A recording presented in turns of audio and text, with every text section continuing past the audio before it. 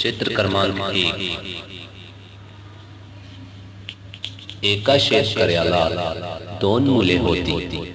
शेतकऱ्याच्या मृत्यूनंतर दोघांनी जमीन वाटून घेतली व ते दोघे वेगवेगळे राहू लागले।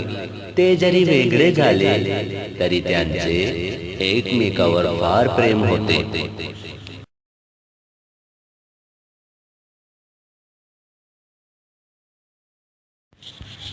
चित्र क्रमांक 2।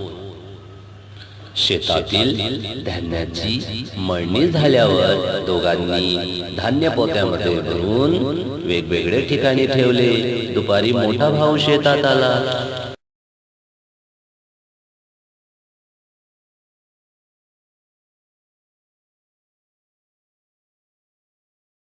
चित्र क्रमांक 3।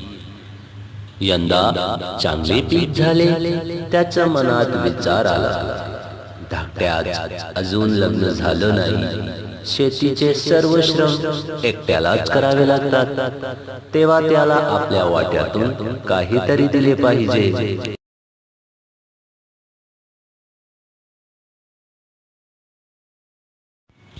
चित्र क्रमांक 4। असा विचार करून मोठ्या भावाने आपल्या वाटणीच्या पोत्यामधून 5 पोती छोट्या भावाच्या पोत्यांच्या ठप्पीत ठेवून दिली।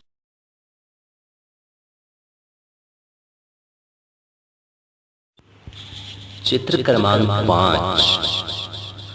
सायंकाळी राखणदारी करायला छोटा भाऊ खड्यावर आला। त्याच्या मनात विचार आला, इतके धान्य आपल्याला कशाला हवे? दादाला मुलं बाळ आहेत, मी एकटाच आहे, मला कमी धान्य मिळाले तरी चालेल, पण दादाला याची आवश्यकता आहे।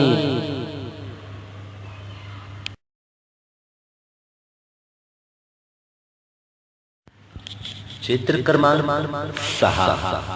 असा विचार करून छोट्या भावाने आपल्या वाटणीच्या पोत्यामधून 5 पोती मोठ्या भावाच्या पोतांच्या ठप्पीत ठेवून दिली।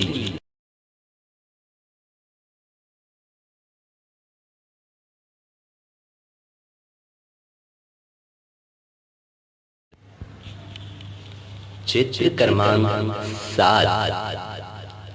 दुसऱ्या दिवशी खड्यावर जाऊन दोघेही पाहतात, तो दोघांची पोती पूर्वी इतकीच, माझी पोती पूर्वी इतकीच वाढली कशी? त्यांच्या मनाला प्रश्न पडला।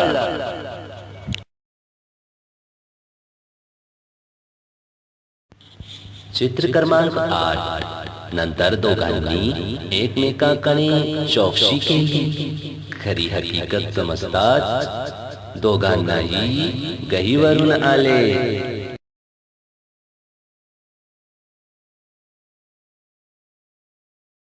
चित्र क्रमांक 9। तेव्हापासून ते दोघे एकत्र राहू लागले। त्यांचे एकमेकावरील प्रेम पाहून लोक त्यांचा बंधू प्रेमाची वाहवा करू लागले।